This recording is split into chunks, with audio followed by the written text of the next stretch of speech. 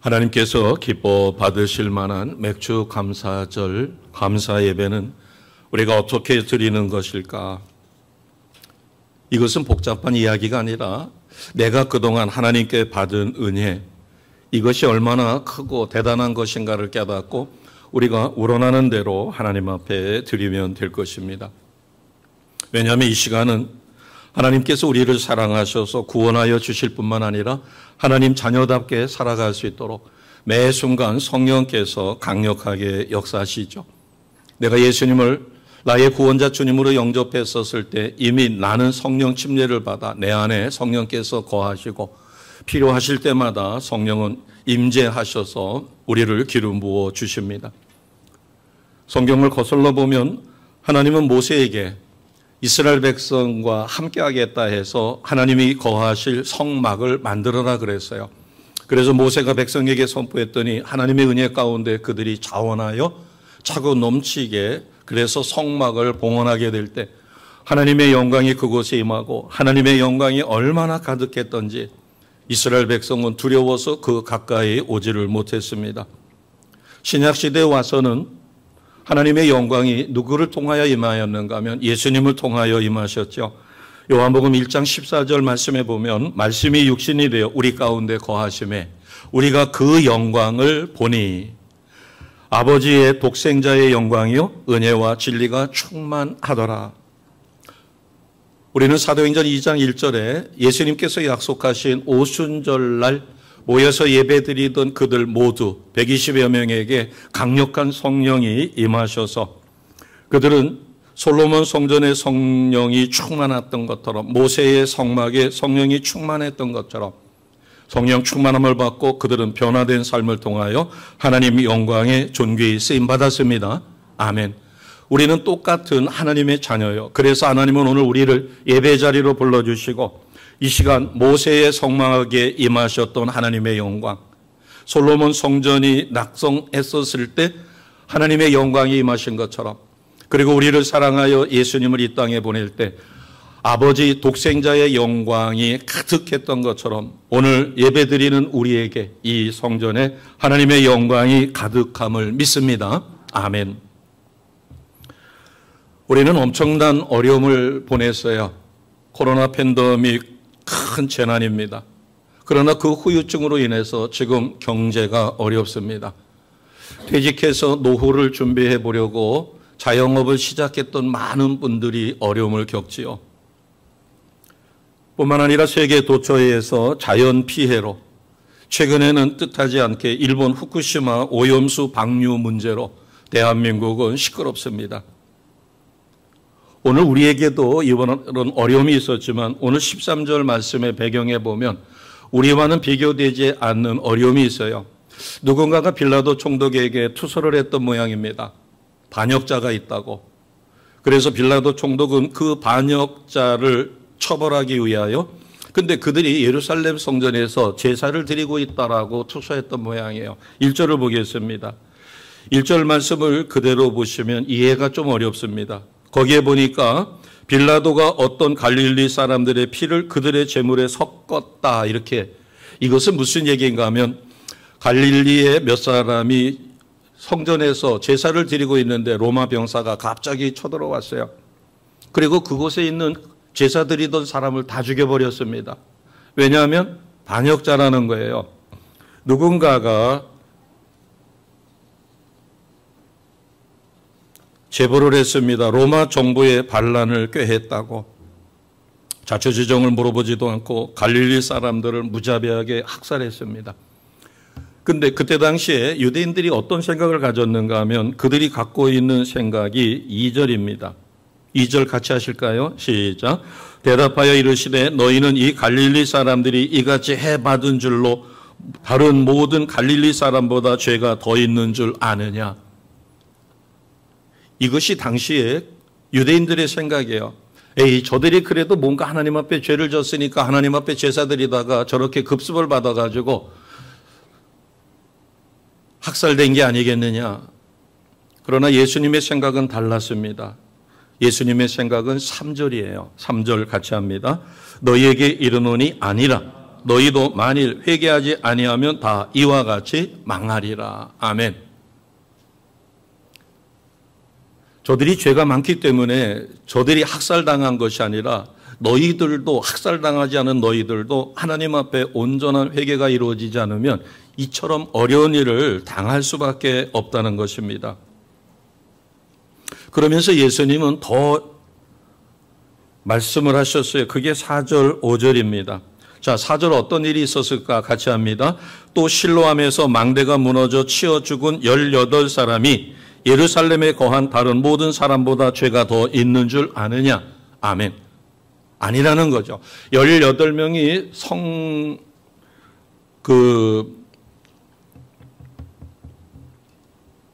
실로암 망대가 무너졌어요.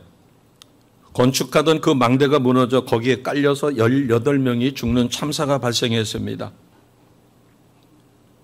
유대인들은 그들이 어떤 잘못을 했기 때문에 인과 법칙에 따라서, 그러나 예수님은 그게 아니라는 겁니다. 예루살렘에 거한 다른 모든 사람보다 죄가 더 있기 때문에 18명이 그 망대에 깔려 죽은 것이 아니라는 것이에요. 그러면서 아까 3절에 있는 말씀과 똑같은 말씀을 5절에 하셨습니다. 5절 얼마나 중요하면 반복해서 두 가지 비유에서 말씀을 하셨을까? 5절 같이 합니다. 너희에게 이르노니 아니라 너희도 만일 회개하지 아니하면 다 이와 같이 망하리라. 아멘.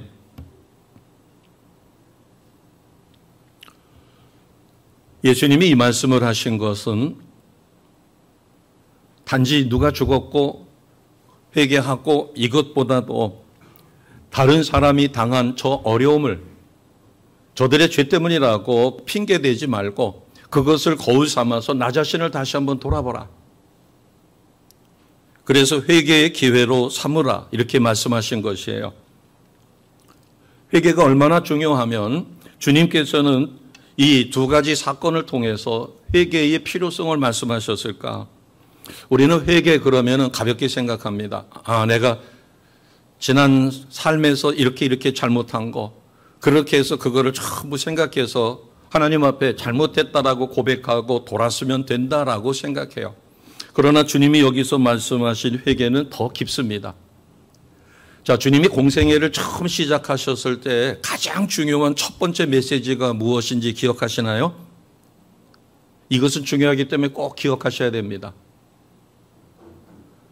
회개하라. 무엇이 가까웠다고 그랬어요? 천국이 가까웠다. 여기서의 천국은 킹덤입니다. 하나님 나라. 자, 마태복음 3장 2절 말씀을 보겠습니다. 마태복음 3장 2절이에요. 꼭 기억하시기 바랍니다. 같이 합니다. 시작. 회개하라. 천국이 가까이 왔느니라 하였으니. 여기서 천국은 하나님의 나라예요. 예수님이 말씀하셨을 때 또 중요한 말씀을 요한복음 3장 3절에서 6절에 같은 맥락의 말씀인데 주신 것이에요. 같이 하겠습니다. 예수께서 대답하여 이르시되 진실로 진실로 내게 이르노니 사람이 거듭나지 아니하면 하나님의 나라를 볼 수 없느니라. 니고데모가 이르되 사람이 늙으면 어떻게 날 수 있사옵니까? 두 번째 모태에 들어갔다 날 수 있사옵나이까? 예수께서 대답하되 진실로 진실로 내게 이르노니 사람이 물과 성령으로 나지 아니하면 어디에 들어갈 수 없어요? 하나님 나라에 들어갈 수 없다. 아까 3절에서는 하나님의 나라를 볼 수 없다. 거듭나지 않으면 하나님 나라를 볼 수 없고 물과 성령으로 다시 거듭나지 않으면 하나님 나라에 들어갈 수 없다. 자, 이 마태복음 말씀과 요한복음 말씀을 결합해서 보게 되면 회개는 아주 중요한 하나님 나라, 그 하나님 나라에 들어가는 가장 중요한 일입니다. 바꿔 이야기하면 진정한 회개가 이루어지지 않으면 하나님 나라를 볼 수도 없고 들어갈 수도 없어요. 우리는 착각 속에 살 수 있습니다. 내가 되돌아봤었을 때 내가 감옥 가지 않을 정도고 윤리적이나 모든 면에서 그리고 생각나는 대로 내가 다 회개를 했으니까 나는 온전한 회개가 이루어졌다. 예, 그렇게 볼 수도 있을 것입니다. 자, 온전한 회개가 이루어졌으면 나의 시선이 어디로 향하는가를 보면 됩니다. 노름하던 사람이, 도박하던 사람이 도저히 자기는 자신이 없으니까 도끼로 손목을 잘라버렸어요. 대단한 결단이죠. 그러면 그가 진짜 변화됐는가 안 변화됐는가는 그 다음 삶을 보면 됩니다. 다시는 도박을 하는지 안 하는지. 마약에 중독됐던 사람이 치료를 받아서 회복이 됐어요. 그가 마약으로부터 완벽하게 떠나는지 안 떠나는지는 그 이후의 삶을 보면 그가 마약으로부터 완벽하게 해방됐는지 아니면 다시 또 그 구렁텅이로 떨어졌는지는 그의 삶을 보면 됩니다. 우리가 진실로 회개하여 내가 거듭났다면 우리는 하나님 나라 백성입니다. 하나님 나라 백성이라는 것은 내가 단지 천국에 도장 찍어놨다라는 뜻이 아니라 나의 삶의 모든 것이 어디에 맞춰져야 된다는 거예요? 소망이 하나님 나라에 있어야 된다. 우리는 십자가에서 나의 옛사람은 죽었습니다. 아멘. 그럼 내가 무엇을 위해서 기도하는가를 보면 돼요. 우리는 나의 옛사람은 십자가에서 죽고 하나님의 은혜 가운데 우리는 그곳에서 새롭게 창조되어 하나님의 자녀로 다시 태어났습니다. 조금 변화된 게 아니에요. 개조된 게 아니에요. 완벽하게 다른 사람, 옛사람이 아니라 새 사람으로 다시 태어났어요. 그렇기 때문에 우리의 모든 관심은 이제 어디에 있어요? 하나님 나라에 있어야 된다. 그래서 회개는 거듭남과 하나님 나라와 직결되어 있다라는 사실입니다. 회개가 결코 단순한 일이 아니다라고 하는 이 모든 일에 거듭남과 하나님 나라 백성 되는 그 토대가 회개에서 이루어진다는 거죠. 진정한 회개가 이루어진다면 우리는 무엇을 깨달을 수 있을까? 자, 오늘 본문을 통해서 우리는 하나님이 내게 주신 은혜가 얼마나 큰가 하는 것을 깨닫는 거예요. 내가 진짜로 거듭나지 않으면 하나님이 내게 주신 은혜가 뭔지도 몰라요. 그러면서 뭐라고 이야기하는가 하면 하나님은 왜 내 기도 안 들어주시냐는 거예요. 왜 나한테는 복을 안 주시느냐는 거예요. 이미 우리는 어마어마한 가장 큰 복을 받았습니다. 가장 큰 복이 무슨 복이죠? 거듭남의 복이에요. 자, 우리식으로 표현을 하면은 내가 누가 된 거예요? 하나님 백성이 되었습니다. 성도가 되었습니다. 아멘. 우리는 집사 직분은 존중하고 권사 직분도 중요하고 목사라는 직분도 중요한데 성도라는 직분이 중요한지를 몰라. 내가 직분이 없다고 그냥 이름만 달랑 써서 헌금하시는 경우가 있어요. 심지어는 헌금을 하시면서 직분조차도 쓰지 않을 때가 있어요. 하나님이 내게 주신 직분, 성도라는 거룩한 물이라는 이 신분, 만약에 대통령이 어디 가가지고서는 대통령 이름만 달랑 쓰고 거기다가 대통령이라고 쓰지 않았다면 국민들은 이상하게 볼 것이에요. 내가 거듭났다. 바꿔 이야기하면은 나는 진실한 회개를 통하여 하나님 나라 백성이 되었고 하나님 나라 일에 쓰임받고 있습니다. 이것이 얼마나 대단한 축복인가. 이것은 믿음으로 거듭나야만 진정한 회개를 통하여 내가 죄인이었는데 의인되었다는 그 사실이 믿어져야만 감격할 수 있어요. 자, 첫 번째 6절을 보겠습니다. 오늘 예수님께서 이 주신 말씀은 굉장히 중요한 말씀이에요. 자, 전체 내용은 간단합니다. 포도원 주인이 포도원을 관리하는 사람을 두고 포도원에다가 뭘 심었는가 하면 무화과나무를 심었어요. 무화과나무는 심은 지 3년이 되어야 열매를 맺어요. 우리가 무화과나무를 봐서 알지만 무화과나무는 잘생기지도 않았어요. 그래서 관상용이 아니라 열매를 따는 겁니다. 우리나라는 무화과나무가 주식이 아니라 그것이 뭐 이렇게 요기를 해결할 수 있는 게 아니라 그냥 간식거리로 독특하니까 먹는 거지만 유대인들이라든가 당시의 그 중동 사람들에게는 이 무화과나무는 굉장히 중요한 당분을 제공해주고 열량을 공급해주는 아주 중요한 식량원이었어요. 그렇기 때문에 이 무화과 나무는 반드시 열매를 목적으로 해서 심었어요. 그런데 어디다 심었느냐? 우리가 농사가 잘 안 되는 곳에다가는 농부가 콩을 심습니다. 근데 콩을 밭에다 심어요? 논둑이나 밭둑에다가 심어요? 논둑이나 밭둑에다가 심죠. 주로. 왜냐하면 거기는 척박해서 어떤 식물도 자랄 수가 없으니까 거기다가 콩을 심어요. 이 콩은 척박한 땅에서 잘 커요. 마찬가지로 무화과 나무도 척박한 땅에서 잘 큽니다. 그런데 특별히 주인이 어디다가 심었느냐 하면 아주 비옥한 땅 과수원에다가 심었어요. 그리고 3년이 지난 다음에 4년째 됐었을 때 와서 봤어요. 와서 봤더니 열매가 없어요. 5년째 될 때 와서 또 봤더니 열매가 없어요. 6년째 됐을 때 와가지고 봤더니 또 열매가 없어요. 자, 7절을 보겠습니다. 7절 같이 갑니다. 시작. 포도원 지기에게 이르되 내가 3년을 와서 이 무화과 나무에서 열매를 구하되 얻지 못하니 찍어 버리라. 어찌 땅만 버리게 하겠느냐. 아멘. 우리가 첫 번째 이 말씀을 통하여 깨달을 수 있는 것은 하나님은 나에게 분에 넘치는 은혜를 주셨습니다. 무화과 나무를 척박한 땅에 심어도 잘 크는 무화과 나무를 주인은 어디다가 심었어요? 포도원 기름진 땅에다가 심었어요. 그리고 포도원을 관리하는 관리자에게 기름도 주고 잘 가꾸라고 했어요. 그래서 3년이 지나 드디어 열매를 딸 때가 되어 와봤더니 열매가 없어요. 1년을 참았어요. 2년을 참았어요. 3년을 참았어요. 그런데 이제는 더 이상 안 되겠다 싶어가지고 찍어버리라는 겁니다. 캐서 불쏘시개로 태워버리라는 거예요. 자, 우리가 한번 생각해 봅니다. 나는 열매를 맺는 무화과 나무인가? 먼저 내가 어떤 환경에서 태어났는가? 물론 믿음의 과정에서 엄청난 환란을 겪으신 분도 있을 것입니다. 그러나 우리는 북한의 포로 수용소도 아니고 이슬람권도 아니고 예수 믿는다고 해서 붙들려가 가지고 매 맞는 그런 환경이 아니라 대한민국에서 신앙생활하고 있습니다. 물론 우리도 일제치하가 있었고 6.25 전쟁통에 크리스찬들이 많이 죽었어요. 그러나 지금 우리는 하나님의 은혜 가운데 좋은 포도원에 심겨진 무화과 나무처럼 좋은 환경에서 믿음 생활하고 있습니다. 얼마나 감사해요.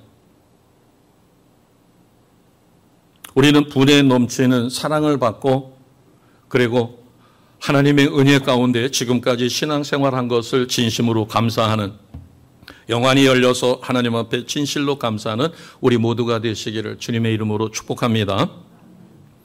제가 두 사람을 비교해 보겠습니다.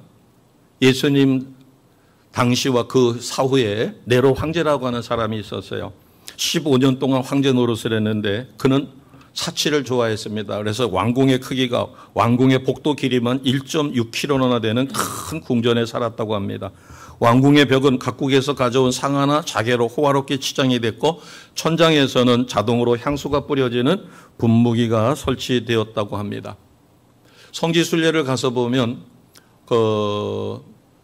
어느 곳에 이르렀더니 거기에 우리나라 온돌과 같은 모습이 있더라고요. 그래서 이거 우리나라 온돌하고 너무나 닮았네요 그랬더니 목사님 그게 온돌이 아니고 그때 당시에 예수님 당시에 이미 사우나가 있었다는 거예요.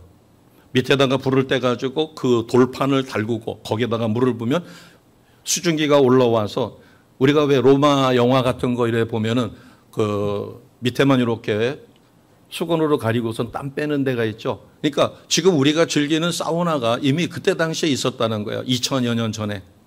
그럴 정도로 로마는 최고의 향락을 지켰는데 황제니까 얼마나 대단했겠어요. 그는 옷이 너무 많아서 한 번 입었던 옷은 다시 입지 않았다고 합니다. 어찌 보면 세상의 부귀와 영화, 권세를 한 몸에 지녔지요. 그런데 그는 결코 행복하지 않았다고 합니다. 그리고 아쉬울 것이 하나도 없는 그런 좋은 환경에 살다 보니까 권태로운 거예요. 하루하루가 지긋지긋하고 지루한 겁니다. 그래서 새로운 즐거움을 찾기 위해서 그래서 콜로세움 경기장에 예수쟁이들을 붙들어다가 사자로다가 물어뜯게 하는 그것도 보고 검투사를 시켜서 피 흘리며 싸우는 것도 즐기고 그러나 그것도 시큰둥한 거예요. 그러다가 어느 날 도시에다가 불을 지릅니다. 자기가 질러놓고 위기가 닥치게 되자 성난 군중에 저 폭동을 어떻게 할 수가 없어가지고 그것을 크리스찬들이 예수쟁이들이 불질렀다 그래가지고 로마 황제 말기에 어마어마한 예수 믿는 사람들이 붙들려가서 화형당하고 사자밥이 됐습니다. 새로운 즐거움을 찾다가 그는 결국은 자기 인생을 자살로 마감합니다. 그가 네로 황제예요. 어떤 심리학자가 그렇게 이야기합니다. 세상에 셀 수 없을 정도의 큰 부자들이 왜 목숨을 걸고 뭐 패러글라이딩이라든가 뭐 등등 여러 가지 위험. 얼마 전에는 그 타이타닉 배가 침몰되어 있는 그 깊은 바다를 잠수정을 타고 탐색전을 타고서는 거기를 관광하다가 세계에서 부호들이 굉장한 부자들입니다. 뭐 대단한 저명한 사람들이죠. 5명이 모두 목숨을 잃었어요. 그분들이 그 깊은 데까지 왜 갔을까?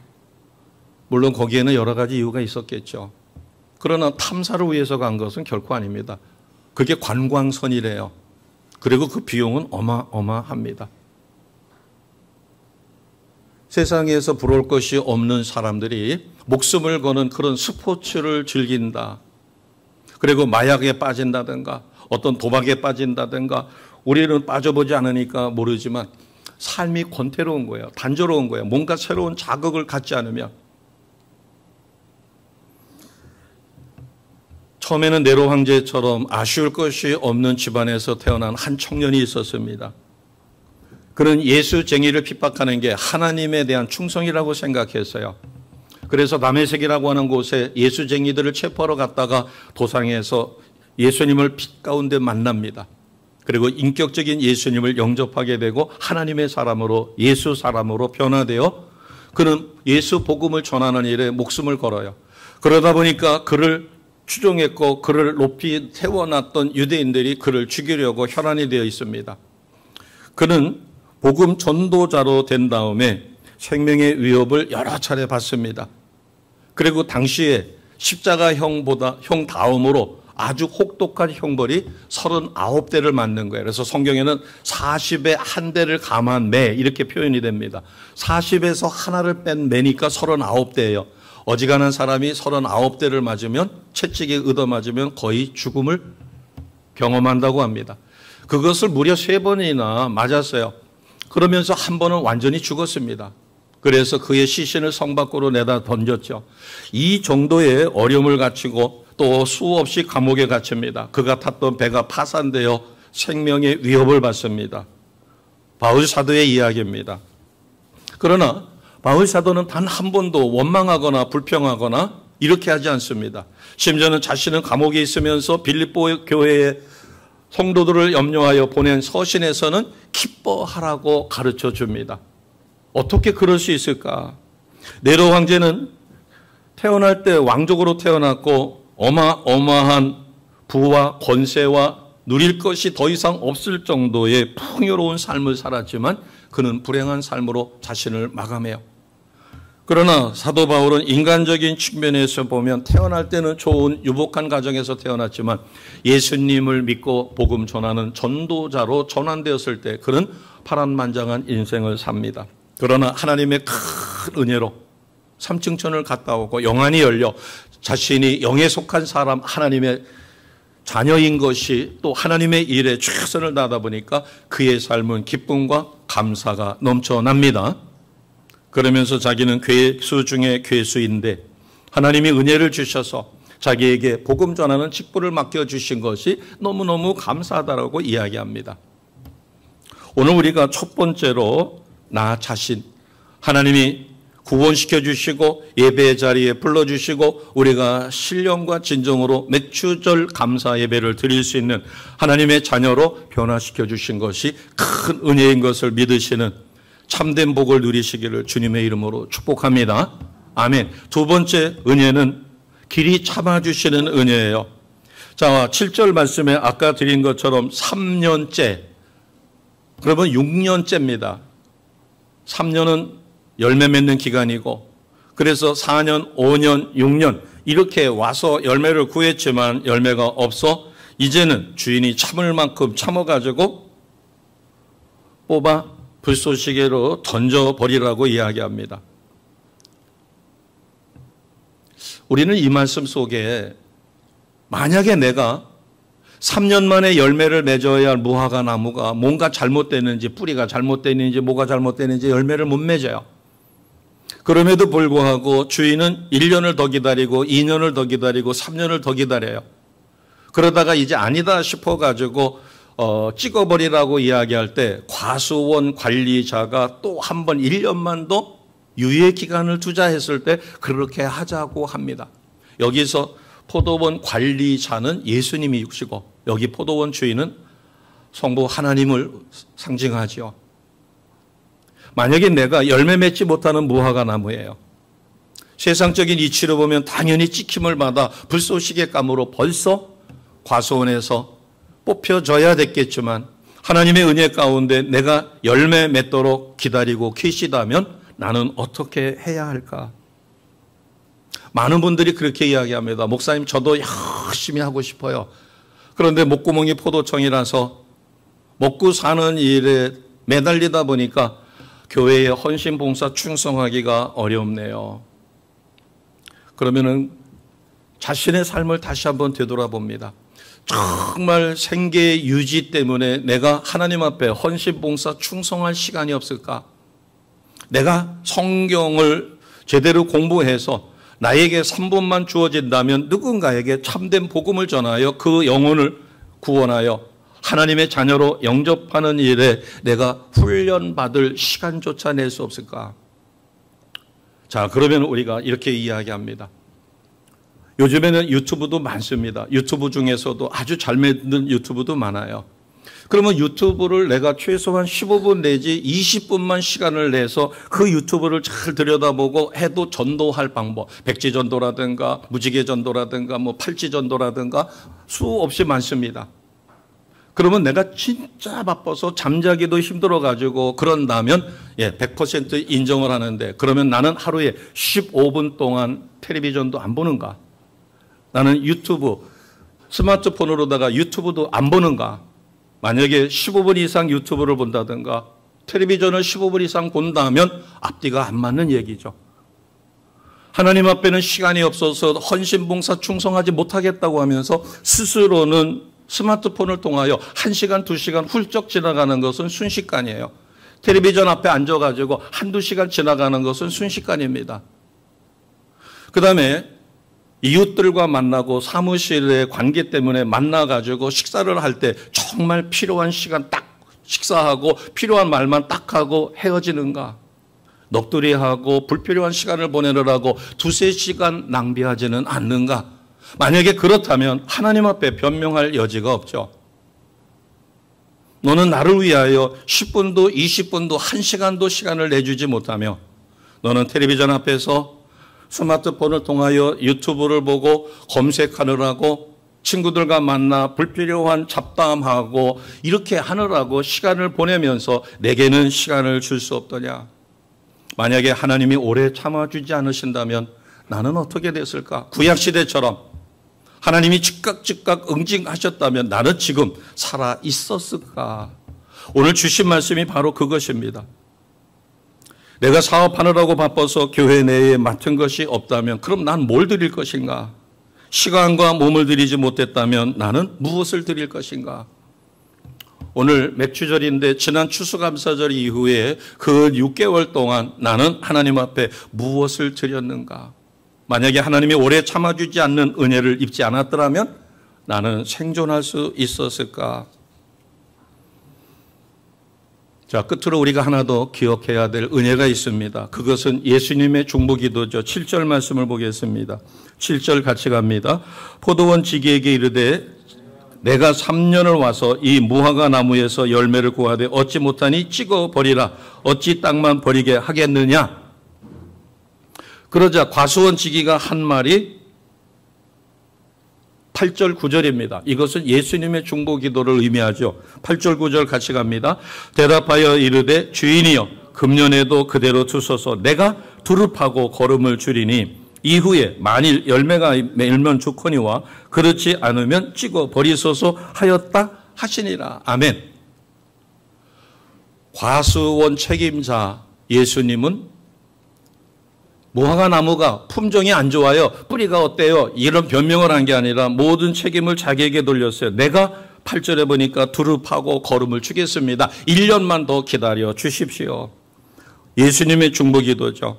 예수님의 중보기도 덕분에 나는 오늘도 생명을 부지했다라고 생각한다면 우리가 때로는 건강을 잃을 수 있습니다. 또 재산을 탕진할 수도 있어요. 그러나 우리가 다시 소생할 수 있는 것은 주님의 은혜요, 주님의 중보 기도입니다. 오늘 우리가 꼭 기억해야 될 게 있어요. 지금 제가 하나님이 나에게 지금까지 베풀어 주신 은혜가 얼마나 큰가. 그래서 그것을 분에 넘치는 은혜라고 그랬어요. 두 번째는 오래 참으시는 은혜를 우리는 누리고 있습니다. 세 번째는 예수님의 중보기도로 우리는 심판받지 않고 오늘도 생존하고 있다. 이것을 단순한 육의 생각으로 보면 크게 무슨 은혜예요. 그러나 우리가 영적으로 보면 우리는 어마어마한 은혜를 얻었습니다. 아멘. 자, 꼭 기억하시기 바랍니다. 그래서 이런 은혜를 누리는데 가장 중요한 게 뭐냐?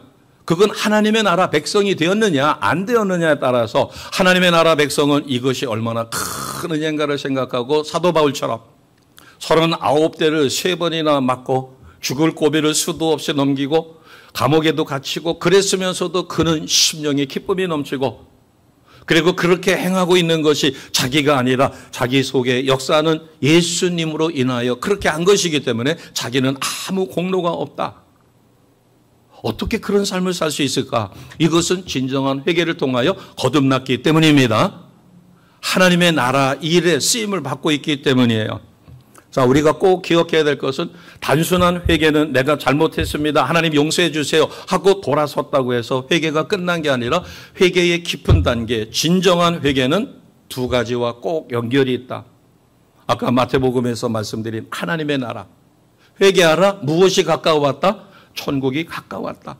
하나님 나라가 가까웠으니까 네가 회개하여 거듭나서 하나님 나라 백성이 되어 너가 행하는 모든 것이 이방인들처럼 먹고 사는 문제에 급급한 게 아니라 하나님 나라와 그 의를 위하여 구하라. 그리하면 하나님이 필요한 모든 것을 채워주십니다. 이것을 체험하는 거예요.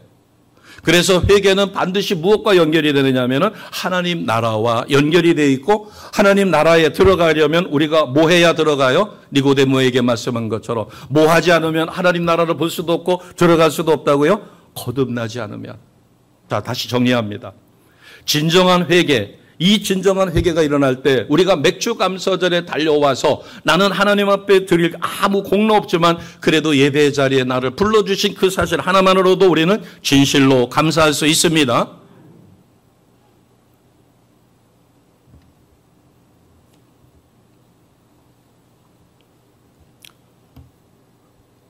누군가가 그렇게 물었답니다. 어디까지 회개해야 되나요? 그래서 그 목사님이 처음에는 어디까지 회개를 해야 잘 몰라가지고 그냥 건강하게 네가 회개하는 것이 좋아질 때까지 하라 그렇게 이야기하는데 나중에 그는 파란만장한 삶을 겪습니다. 재정적으로 파산됐고 그래서 그것을 보통 속된 말로 그렇게 이야기하죠. 땅바닥을 쳤다. 저는 영납지의 교회가 땅바닥을 친 것이 2년 전이라고 생각합니다.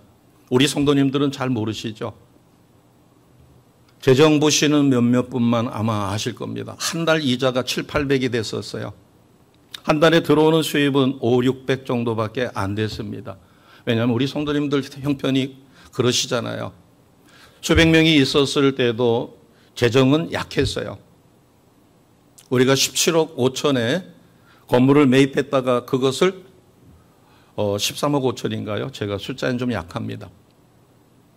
그것을 이제 변제하고 뭐하고 하다 보니까 나중에 그래서 우리가 새 건물로 가서 이제 하고 뭐하고 하다 보니까 또 교회가 중간중간에 여러 가지 어려움이 있어서 양육되었던 주의 제자들이 다 흩어지게 되고 4번을 큰 파동을 겪다 보니까 그래서 어찌 보면은 교회적인 측면에서는 2년 전에 땅바닥을 쳤죠. 그래서 도저히 어쩔 수 없는 지경에까지 갔었을 때 우리는 제1금융권, 제2금융권에서 융자가 되지 않아가지고 제3금융권까지 손을 빌려 15억 5천을 융자받으려고 했습니다. 그래야만 숨통이 터지고 그래야만 수십 군데 흩어졌던 그런 것들을 한 곳으로 모으니까 그렇다고 해서 그것을 대출받는다고 해서 해결되는 건 아니죠. 급한 불만 끄는 거죠. 그러나 하나님께서 극적으로 그 문제를 해결해 주시고 이 땅으로 보내주셨습니다. 아멘. 이것을 하나님의 은혜로 생각하면 우리는 매일처럼 감사할 수 있어요. 그러나 그것이 하나님의 은혜인 줄을 모른다면 저는 그 무거운 짐을 하나님께서 벗겨주신 것만도 그래서 우리가 묵은 땅을 기경하자. 내가 묵은 땅이라면 그것을 기경하면 하나님은 우리를 통하여 놀라운 새 일을 시작해 주시리라 확실히 믿습니다. 아멘. 그래서 우리는 이미 변화가 시작됐고 2년이 지났어요. 이제는 터닝 포인트가 된 것입니다. 진정한 회개라고 하는 것은 무엇인가 하면 내가 겪은 삶, 정신적이든 물질적이든 인과관계든 간에 정말 내가 이제는 난 살 소망이 없다. 정말 하나님의 도움이 없으면 나는 도저히 살아날 방법이 없어. 그래서 진짜로 두 손 들고 천부여 의지 없어 주님 앞에 오니 나 좀 살려주십시오라는 고백이 저절로 나올 때, 모세의 경우에는 40년 동안 처가살이를 합니다. 잘 나가던 왕자였고 왕이 서열 1순위에 선두에 서서 달려가던 모세가 하나님 백성을 돕는다고 하다가 잘못해서 살인하게 됐고 그것을 모래에 파묻었다가 들통이나 바로에게 쫓기는 신세가 되었어요. 40년 동안 그는 얼마나 하나님 앞에 혹독한 연단을 받았으면 성경에 보면 모세의 온유함은 주변에 그런 자가 없다 할 정도로 모세가 세움을 받습니다. 그렇게 변화된 다음에 모세는 드디어 쓰임을 받지요. 우리의 진정한 회개는 어디까지 가야 돼요?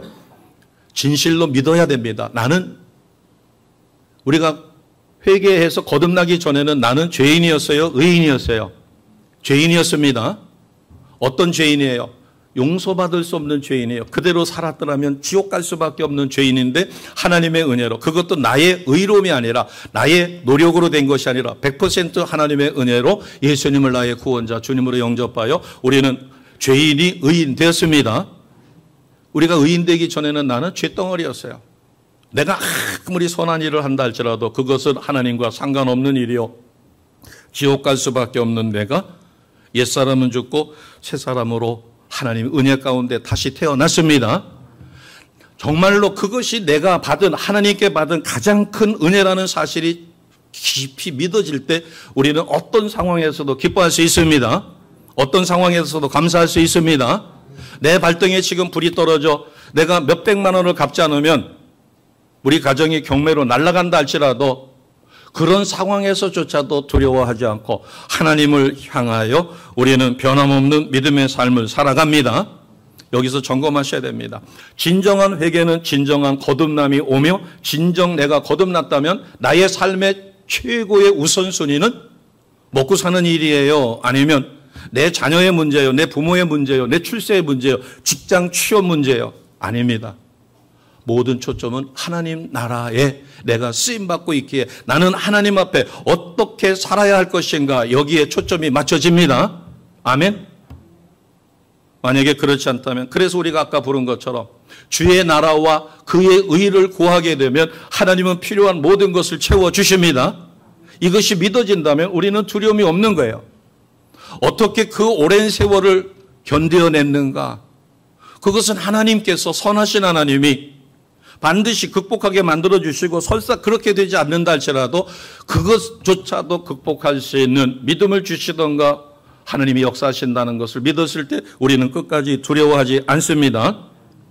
자, 마태복음 24장 37절에서 39절이에요. 주님께서 주신 말씀입니다. 마태복음 24장 37절에서 39절인데 지금 우리 때가 어느 때인가를 가르쳐 주는 겁니다. 같이 갑니다. 시작. 노아의 때와 같이 인자의 임함도 그러하다. 여기서 임자의 임함은 이미 예수께서 이 땅에 오셨습니다. 그러면 노아의 때와 같이 어떤 일이 벌어졌는가? 38절입니다. 같이 합니다. 홍수 전에 노아가 방주에 들어가던 날까지 사람들은 먹고 마시고 장가가고 시집가고. 39절입니다. 홍수가 나서 그들을 다 멸하기까지 깨닫지 못하였으니 인자의 임함도 이와 같으리라. 아멘. 자, 38절을 다시 한번 보여주시기 바랍니다. 우리가 오해하지 마시기 바랍니다. 먹고 마시는 문제는 의식주 문제요, 당연히 필요합니다.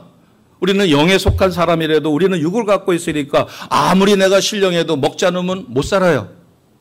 금식도 40일까지는 가능해도 그 이상은 통상 10일 정도도 하나님이 붙들어 주지 않으면 10일 금식하다가 목숨 잃는 사람들 많습니다.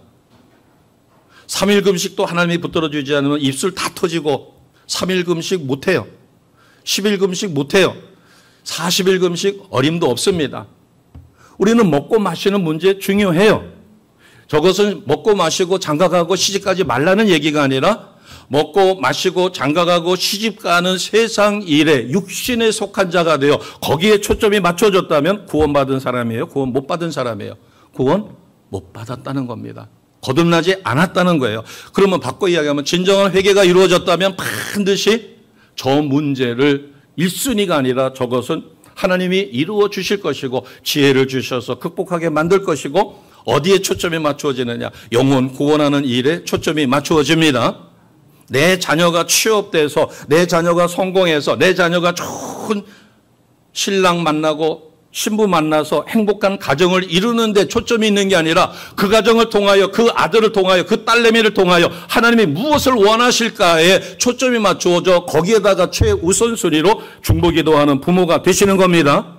만약에 그렇지 않다면 하나님 우리 아들 이러이러한 좋은 신부감 만나서 내가 사랑하는 딸 좋은 신랑을 만나서 이런 일에 이렇게 쓰임받고 행복한 삶을 살게 해주세요 라고 기도했다면 우리는 육에 속한 자요. 물론 그 기도가 필요 없다는 게 아닙니다.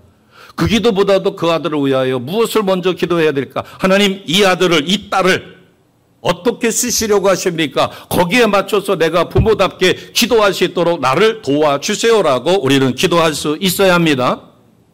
바꿔 이야기하면 더 깊은 단계로 내려가면 우리는 살기 위해서 기도해야 돼요? 죽기 위해서 기도해야 돼요? 사는 것은 쉽습니다. 왜? 하나님 뜻대로만 가면 하나님은 우리를 생존하게 하시고 그래서 바울이 그렇게 이야기하죠. 내가 아직도 육신에 그것을 지키고 있는 것은 하나님이 나를 쓰시고자 하시는 것이다. 진정한 회개는 십자가에서 내가 예수와 함께 못 박힐 때 진정한 회개가 이루어집니다. 바꿔 이야기하면 진정한 회개가 이루어졌다는 것은 나의 모든 초점이 1순위가 어디에 맞춰지는가 하면 나는 하나님의 나라 사람으로 하나님이 나를 변화시켜 주셨기에 나를 통하여 하나님이 어떤 일에 나를 쓰시는가 거기에 초점이 맞춰져서 그 일에 최선을 다하고자 노력하게 되어집니다. 그러다 보니까 우리의 기도가 바뀌어요. 살려주세요라고 기도하는 것이 아니라 하나님 내가 십자가에서 나의 옛사람을 완전히 십자가에 못 박혀 나는 새 사람으로 다시 태어날 수 있도록 내가 철저히 나 자신을 쳐서 죽기까지 복종하게 해주세요라고 우리는 하나님 앞에 진실로 눈물로 기도합니다. 자, 갈라디아서 2장 20절 말씀 우리가 같이 하겠습니다. 갈라디아서 2장 20절입니다. 같이 합니다. 시작. 내가 그리스도와 함께 십자가에 못 박혔나니 그런즉 이제는 내가 사는 것이 아니요 오직 내 안에 그리스도께서 사시는 것이라. 이제 내가 육체 가운데 사는 것은 나를 사랑하사 나를 위하여 자기 자신을 버리신 하나님의 아들을 믿는 믿음 안에서 사는 것이라. 아멘. 두 가지 삶이 있습니다. 하나는 앞에 부분은 영에 속한 자의 삶이에요. 또 하나는 육에 속한 자신의 육신을 영에 속한 내가 어떻게 끌고 가야 되는가를 가르쳐 주신 것이에요. 자, 첫 번째 보겠습니다. 내가 그리스도와 함께, 우리는 그리스도와 함께 십자가에 못 박혔습니다. 아멘. 그렇기 때문에 우리는 하나님의 자녀가 되었잖아요. 예수님을 나의 구원자 주님으로 영접하고 내가 예수님은 나의 주인이십니다. 나의 구원자십니다. 라는 이야기는 나의 옛사람은 십자가에 못 박고 그 순간 나는 새 사람으로 다시 새 창조되었습니다. 다시 태어났습니다. 앞부분이 그것이에요. 나는 그리스도와 함께 십자가에 못 박혔나니 그렇기 때문에 우리는 다시 태어난 새 사람이 되었어요. 그렇기 때문에 이제는 내가 사는 게 아니라 내 안에 계시는 성령 하나님과 더불어 나는 하나님의 백성답게 사는 것입니다. 이게 세 번째 줄이에요. 오직 내 안에 누가 사셔요? 그리스도 영, 성령. 그래서 나는 예수의 제자, 하나님의 자녀답게. 그래서 우리의 삶의 모든 초점이 나 자신 세상적인 것을 구하는 것이 아니라 그것은 부차적이요. 그것도 나중에 필요하겠지만 모든 초점이 나를 통하여 하나님이 무엇을 원하시며 어떤 삶을 살기를 원하시는가에 초점이 맞추어져야 합니다. 그러면서 바울은 육을 갖고 있어요. 그래서 거기 보시게 되면 육체 가운데 내가 지금 살고 있어요. 바울도 그렇고 우리도 육신 가운데 살고 있어요. 육체가 있어요. 그러면 이 육체는 나를 사랑하사 나를 위하여 자기 자신을 버리신 하나님 아들을 믿는 믿음 안에서 무엇을 위해 살아야 돼요? 하나님 나라 일에 내가 쓰임받기 위하여 우리는 살아갑니다. 그렇게 할 때 하나님은 나에게 필요한 의식주 모든 문제를 해결해 주셔요. 아브라함이 거지였나요? 부자였나요? 아브라함은 부자였습니다. 야곱은 가난했어요? 부유했어요? 요셉은요? 하나님의 사람이라고 해서 꼭 가난하고 비난한 것이 아니죠. 하나님은 필요할 때, 그래서 바꿔 이야기하면 우리는 믿음으로 내가 거듭난 하나님의 백성다운 삶을 살아가는 것입니다. 자, 10절을 보겠습니다. 10절, 11절을 보시면 11절에 지금 18년 동안이나 귀신이 들렸고 허리가 꼬부라져 피지 못하는 가련한 여인이 나와요. 18년 동안이나 허리가 꼬부라져 일을 못합니다. 거기다가 귀신이 들렸어요. 그러면은 열매 맺지 못하는 무화과 나무였죠. 그런데 예수님께서 안식일에 그 여인을 고쳐주셨어요. 12절, 13절. 오늘 우리에게 주시는 은혜라고 생각하고 아멘으로 받습니다. 12, 13절입니다. 시작. 예수께서 보시고 불러 이르시되 여자여 내가 내 병에서 놓였다 하시고 안수하시니 여자가 곧 펴고 하느님께 영광을 돌리는지라. 아멘. 18년 동안이나 어려움을 겪던 허리가 꼬부라져 아무 일도 못하던 거기다가 귀신까지 들려서 사람으로부터 따돌림을 당하던 정말 열매 맺지 못하던 무화과 나무 같던 그 여인이 예수님의 은혜로 열매 맺는 무화과 나무의 삶을 살게 되었습니다. 아멘. 하나님은 우리를 사랑하셔서 오늘 맥추절에 열매 맺는 무화과 나무로 우리가 열매 맺을 수 있도록 축복해 주시는 하나님이심을 확실히 믿습니다. 그리고 우리는 나에게 베풀어 주신 하나님의 은혜가 얼마나 큰가를 깨닫고 감사할 수 있는 하나님의 백성이 되었어요. 하나님이 정말로 오래 참으시는구나. 그 오래 참으시는 하나님의 은혜가 얼마나 큰가를 우리는 가슴속 깊이 새기고 진실로 감사하는 주의 백성입니다. 그런가 하면 예수님이 중보기도 하셔서 무화과 나무가 찍혀 매동경이 쳐져야 될 것을 주님이 과수원지기가 주인에게 1년만 더 유예해 달라고 했기 때문에 무화과 나무가 찍히지 않은 것처럼 우리를 위하여 수도 없이 중보기도하며 우리가 열매 맺는 무화과로 바꿔 이야기하면 하나님 나라 백성답게 하나님 나라 일을 행하도록 오늘 우리를 불러주시고 이 순간도 성령으로 능력으로 함께하여 주심을 확실히 믿습니다. 아멘.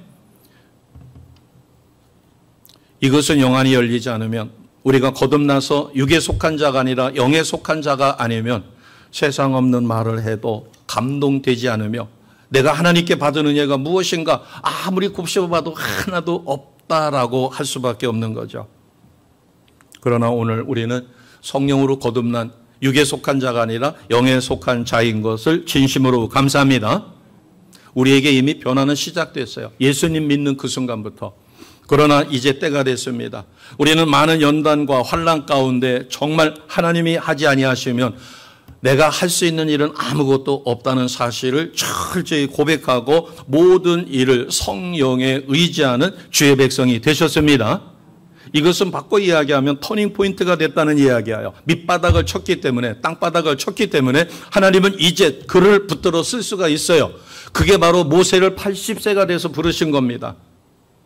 모세가 40년 동안 연단 가운데 땅바닥을 쳤기 때문에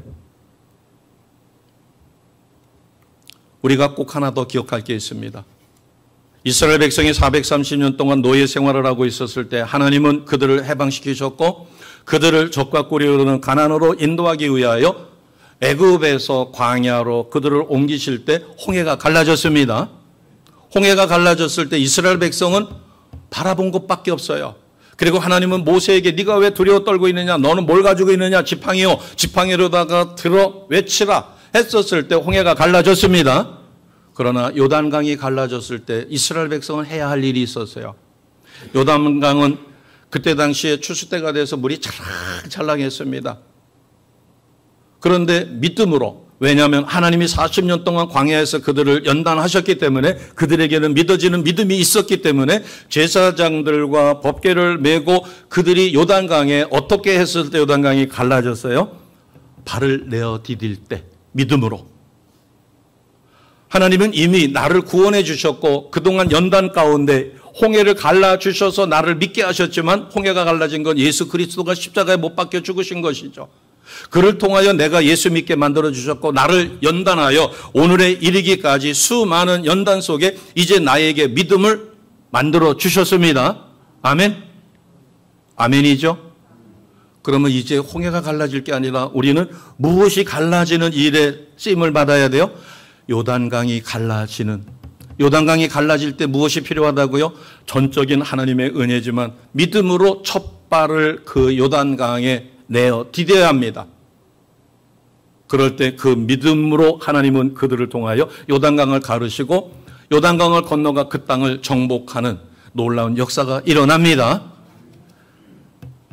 가나안 땅이 우리 가정이라면 내가 믿음으로 첫 발을 내어 디디고 믿음으로 나는 하나님의 백성입니다. 하나님 원하시는 일을 내 가정을 통하여 이루기 원하십니다라고 기도할 때 하나님은 놀랍게 나의 가정을 요단강처럼 갈라주시고 놀라운 기적의 역사가 일어나게 만들어 주십니다. 아멘. 이런 믿음이 있으시기 위해서는 정말로 하나님 앞에 하나님 내가 십자가에 나 자신을 완벽하게 쳐서 죽기까지 복종할 수 있는 하나님의 은혜를 구하셔야 됩니다. 지금 내 발등에 떨어진 불덩어리를 끄달라는 기도 이전에 십자가에 완벽하게 죽기 위하여 하나님 앞에 철저하게 기도하는 진실로 회개하고 거듭나는 그래서 하나님의 나라 백성으로 하나님 나라 일에 쓰임받는 놀라운 은혜자가 되시기를 맥주절에 주님의 이름으로 축복합니다. 아멘. 그러기 위해서 하나님은 오늘 우리를 불러주셨고 이 말씀을 듣게 하셨음을 확실히 믿습니다. 기도하겠습니다.